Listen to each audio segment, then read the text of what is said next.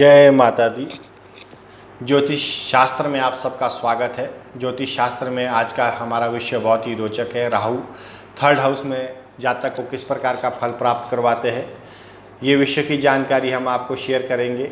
और साथ ही दोस्तों, आपको अंत तक ये बने रहना, ये वीडियो अंत तक देखना है, क्योंकि यहाँ पर हम आपको वीडियो के माध्यम से ये संपूर्ण जानकारी देते हैं कि राहु थर्ड हाउस में शुभ और अशुभ किस प्रकार का फल प्राप्त करवाएंगे, और साथ में उसके उपाय हम आपको बताते हैं। तो आप उपाय नोट करके अपने जीवन में वो परिवर्तन ला सकते हैं, नेगेटिव एनर्जी दूर कर सकते हैं, पॉजिटिव एनर्जी क्रिएट कर सकते हैं। और साथ ही दोस्तों, अगर आपने अभी तक हमारा यूट्यूब चैनल सब्सक्राइब नहीं किया तो सब्सक्राइब करिए, और साथ में बेल आइकन दबाना ना भूलें, ताकि जो हमारी नई आने वाली वीडियो है उसको नोटिफिकेशन जो आपको मिलता है वो इमीडिएट प्राप्त हो सकते, और इसे शेयर और लाइक करना भी ना भूलें। तो शुरू करते हैं। थर्ड हाउस में जातक को राहु किस प्रकार का फल प्राप्त करवाते हैं। यह जो घर होता है यह राहु का पक्का घर होता है। थर्ड हाउस यहाँ पर अगर किसी भी जातक की कुंडली में बैठा है तो तीसरा घर बुध और मंगल से भी प्रभावित होता है।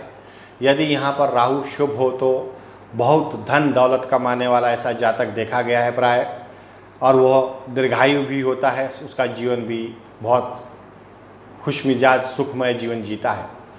वह एक निडर और वफादार दोस्त भी होता है, और वह अपने सपनों के माध्यम से उसका भविष्य देखने में सक्षम होता है, क्योंकि ये सब राहु के शुभ फल के परिणाम होने के कारण ये सब जीवन में वो कर पाता है। और ऐसा जातक वो कभी भी निसंतान नहीं होता है, और वह हमेशा शत्रुओं पर विजय प्राप्त करने वाला होगा। वह कभी भी कर्जदार नहीं रहेगा। अगर मान लीजिए उसने जीवन काल में किसी चीज़ के लिए कुछ फाइनेंस लिया है, कर्जा लिया है, तो ऐसा जातक उसको कर्जा भी ज़्यादा टाइम नहीं रहेगा, क्योंकि वो किसी न किसी रूप से उसको धन यहाँ पे आता ही रहता है, और वो आकस्मिक धन भी आता है। वह अपने पीछे हमेशा संपत्ति छोड़ के जाएगा। जिस भी जातक की कुंडली में थर्ड हाउस में राहु बैठा हो और शुभ अवस्था में हो तो अपने पीछे संपत्ति बहुत सारी छोड़ के जाता है। वो अपने जीवन के 22वें वर्ष में प्रगति करना शुरू करेगा, तो उसके जीवन काल में जब तक उसकी आयु है उसका जीवन आनंद पूर्वक वो जीता है। अगर राहु तीसरे घर में अशुभ हो तो ये बातें आपको नोट करनी है कि उसके भाई और रिश्तेदार अपने उसके जो पैसे होते हैं उसको बर्बाद कर देते हैं, और वही अपने जो भाई और रिश्तेदार हैं।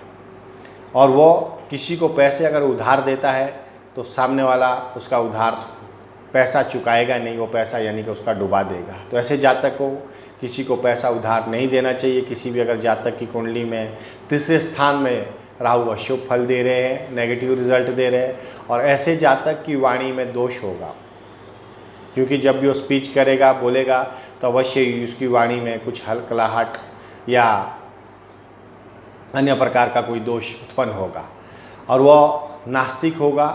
वो ये सब धर्म ग्रंथ नवग्रह इस पर आधारित ये जीवन जीने में अपना मन नहीं बनाएगा। वो सोचेगा जो वो सोच रहा है वही सही है, और जो कर रहा है वो सही है, क्योंकि वो नास्तिक स्वरूप हो जाता है। उसका मन सोच पूरी नास्तिक बन जाती है। यदि सूर्य और बुध भी राहु के साथ तीसरे घर में स्थित हो तो उसकी बहन, जब उसकी खुद की स्वयं की उम्र इस जातक की 22 या 32 होगी तो उसकी बहन विधवा भी हो सकती है। तो यानी कि यहाँ पर ये राहु अगर थर्ड हाउस में अशुभ फल है तो इस प्रकार का जीवन में वो अपनी कठिनाइयों को अवश्य देखता है। अभी विचार करना है आपको स्वयं, आपके अगर थर्ड हाउस में राहु बैठे हैं तो जातक को किस प्रकार का फल प्राप्त हो रहा है, वो जानकारी मैंने आपको शेयर की है। अभी साथ में हम आपको बताएंगे इसके उपाय, तो आप उपाय नोट करें, आप बने रहे अंत तक ये वीडियो देखें। यहाँ पर जो ऐसा जातक होता है थर्ड हाउस में, जिस भी जातक का राहु अच्छा परिणाम नहीं दे रहे हैं, अच्छा फल नहीं दे रहे, तो ऐसे जातक को खासकर सबसे बड़ा जो उपाय आता है, अपने घर में हाथी दांत या हाथी दांत से बनी वस्तुएं जो होती हैं अपने जीवन काल में अपने घर में कभी नहीं रखनी चाहिए, अन्यथा उसके जो जीवन काल में है बहुत बुरे भोगों को, बहुत भयंकर रूप से वो ग्रसित हो जाएगा। हम हर वीडियो में ये चीज़ कहते हैं कि दोस्तों, आप 9 ग्रहों पर आधारित अपनी जन्म कुंडली को अवश्य एक अच्छे वैदिक ज्योतिष शास्त्र के माध्यम से अध्ययन करवाएं। आप देखेंगे आपके जीवन काल में जो भी नेगेटिव एनर्जी है अगर उसको दूर करना है तो उसको सुगम रास्ता जो है वैदिक ज्योतिष शास्त्र में लाल किताब फल कथन के अनुसार हम जो उपाय बताते हैं बहुत ही सरल है। संपूर्ण जानकारी के लिए आपको अवश्य ही हमें कॉल करना चाहिए, जानकारी लेनी चाहिए। अब डिस्क्रिप्शन में नीचे जाना चाहिए, डिस्क्रिप्शन जो होती है यूट्यूब की उसमें हमारा नंबर आपको प्राप्त होगा, वहाँ से आप व्हाट्सएप या कॉल कर सकते हैं हमें और संपूर्ण जीवन की जानकारी आप प्राप्त कर सकते हैं। आपका कर्म ही आपका भाग्य विधाता है, ये हमारी हर वीडियो का ये एक संदेश है। हर वीडियो में हमारा ऑलमोस्ट ये आपको ये शब्द प्राप्त होंगे, क्योंकि इस जीवन में जो भी हमें प्राप्त होता है हर मनुष्य को अपने कर्मों के अनुसार वो हमारे फल होते हैं जो हमें भोगने होते हैं।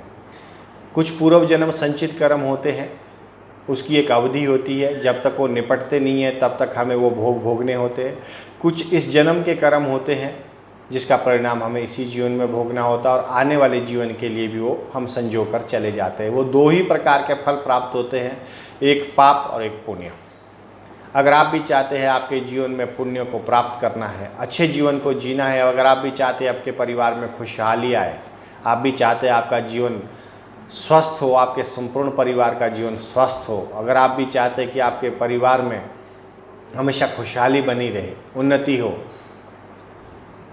हर प्रकार के रोग शत्रु ऋण से मुक्त हो, तो अवश्य आपको जो 9 ग्रहों पर आधारित जन्म कुंडली है उस पर अपनी एक बार तो संपूर्ण जानकारी एक अच्छे ज्योतिष शास्त्र के माध्यम से लेनी चाहिए। एक ज्योतिषाचार्य ये सक्षम है, क्योंकि जन्म कुंडली आपका आईना है और ये हमारे युगों युगों से चली आ रही प्रथा ज्योतिष शास्त्र की है। जब तक सूरज और चांद है तब तक ज्योतिष शास्त्र है, क्योंकि इसका संबंध इन्हीं 9 ग्रहों से है। तो अगर आप चाहते हैं जीवन में परिवर्तन लाना तो अवश्य आप संपर्क करें और दूसरों को भी अच्छे कर्मों की शिक्षा दें, अपने घर परिवार में अच्छे संस्कार डालें ताकि जो उनका भविष्य है उज्जवल रहे, क्योंकि हमारे कर्म ही हमारा भाग्य विधाता बनता है। ये सब याद रखें। शॉर्टकट का कोई जीवन काल में रास्ता ना अपनाएं। जिन जिन लोगों ने शॉर्टकट का रास्ता जीवन काल में अपनाया है उन्होंने बहुत बुरे हालात को देखा है, बहुत बुरी चीज़ों को अपने घर में देखा है। तो इसलिए अपने घर परिवार में हमेशा अच्छे बीज बोने की कोशिश करें। अच्छे संस्कार जो परिवार में होने चाहिए उसे अपने घर में बोने की कोशिश करें, तो अवश्य ही जो उसका फल होगा वो अति मधुर होगा, अति मीठा होगा। आपको समाज में इज़्ज़त सम्मान पैसा बरकत ये आप जीवन काल में सब देख पाओगे, लेकिन इसके लिए स्वयं की आवश्यकता होती है, पेशेंस की आवश्यकता होती है। कोई शॉर्टकट का रास्ता अपना के जीवन में कोई सुखी नहीं होता है, क्योंकि शॉर्टकट का जो रास्ता होता है हमेशा ही वो दुर्घटनाग्रस्त भयंकरकारी आपको रूप दे सकता है। तो इसलिए आप बने रहिए हमारे साथ। जो हमारी जो नेक्स्ट वीडियो है, राहु चौथे घर में जातक को किस प्रकार का फल प्रदान करते हैं, ये विषय की जानकारी हम आपसे साझा करेंगे।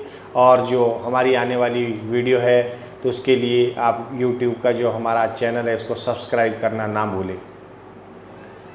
माता रानी आप सबको खुश रखे, आपके घर में हमेशा बरकत बनी रहे, स्वस्थ रहे और अच्छे विचार आपके घर में हमेशा चलते रहे। यही कामना के साथ आज का विषय मैं यहीं समाप्त करता हूँ। माता रानी सबको सुखी रखे। जय माता दी।